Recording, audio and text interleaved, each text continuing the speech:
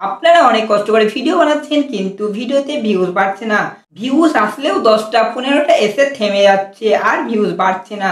তো আমি এই ভিডিওতে আপনাদেরকে শর্ট ভিডিওতে ভিউজ বাড়ানোর 3টে উপায় বলবো। আপনারা যদি এই 3টে উপায় মেনে কাজ করেন তাহলে আপনাদের ভিডিওতে ভিউজ আসা শুরু করবে। তো চলো আজকের ভিডিওটা শুরু করি। 1 নম্বরে আপনাদেরকে সময়ের সঙ্গে তাল মিলিয়ে ভিডিও আপলোড করতে হবে।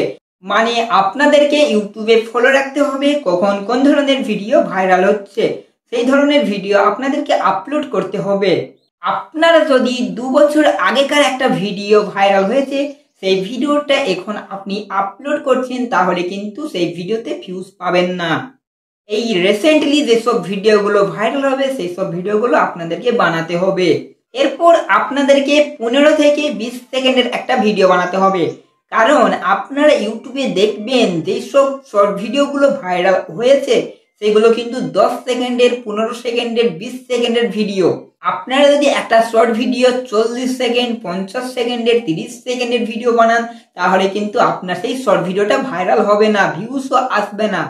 তাই আপনারা 10 সেকেন্ডের, 15 সেকেন্ডের, 20 সেকেন্ডের ভিডিও বানানোর চেষ্টা করবেন। 3 নম্বরে আপনারা বেশি কথা না বলে একটা মূল টপিকের ওপর ভিডিও বানান। ধরে নাও একটা শর্ট ভিডিও বানাতে 15 সেকেন্ড টাইম লাগবে, সেখানে আপনি বেশি কথা বলে সেই ভিডিওটা 30 সেকেন্ডের করে দিয়েছেন তাহলে কিন্তু হবে না, আপনার সেই ভিডিওটা ভাইরাল যাবে না। আপনাদেরকে অল্প সময়ের মধ্যে ভালো ভিডিও বানাতে হবে।